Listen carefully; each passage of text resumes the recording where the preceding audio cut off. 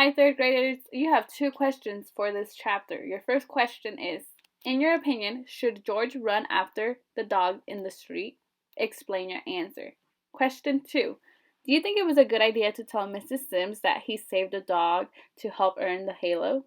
Explain your thinking. Chapter 14. Oh no. The first thing happened in the morning. At recess, I saw a candy wrapper on the ground and picked it up. Joey poked me. Why do you keep doing that? I told you before, I said. I want the first halo. But look, he said. He pointed at the school and all around the playground. Mrs. Sims isn't even here. You're not even getting credit for it. I groaned. Yes, I am. He blinked. You are? I got closer. I whispered, she has spies. He boggled. What? Mrs. Sims can't be watching everywhere all the time, so she has spies, her friends. His eyes darted around. How do you know? My mom said. The boggle went away. He did more blinking. Then he was grinning. I mean, not just any grin. The grin was so big it was almost scary. What's so funny? I said. Your mom, he said. What do you mean? He poked me. She was joking, you dude. There ain't no spies. You calling my mom a liar? I'm calling your mom a joker. He tossed a gummy bear at me. It bonked off my nose. There ain't no spies. There ain't no spies?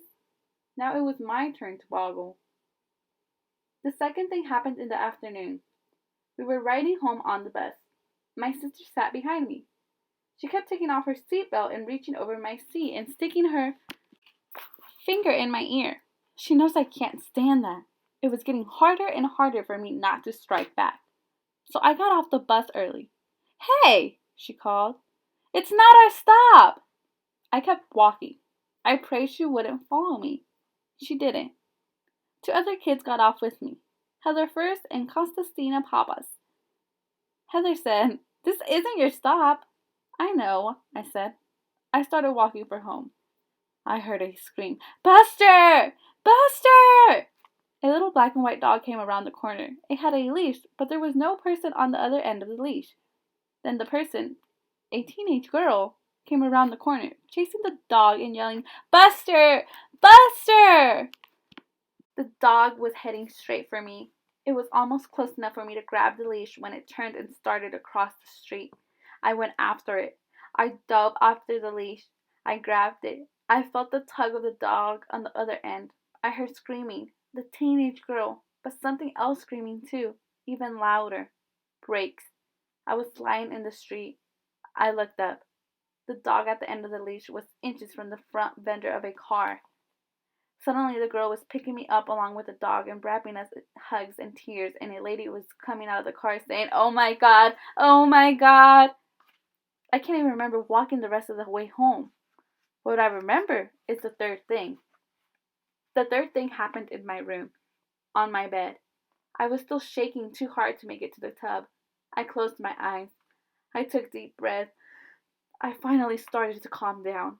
When my brain started to work again, this is the first thought it sent me.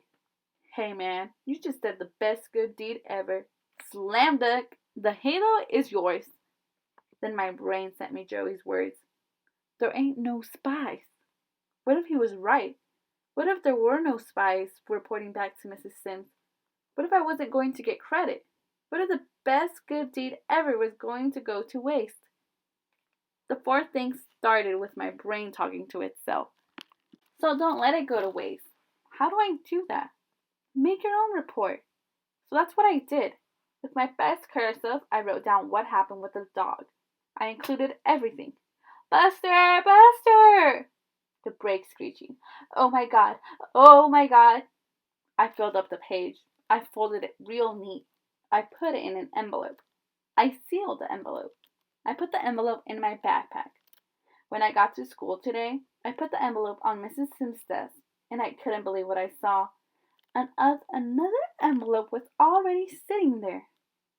Oh no, I thought. Darren Tapp must have done the slam dunk good deed too, and wrote a report. and beat me to it. I was shell-shocked. I didn't raise my hand in class all day. I was more zombie than human by the time Mrs. Sims said, "Well, angels, tomorrow's the big day. One of you will be the first to get a halo."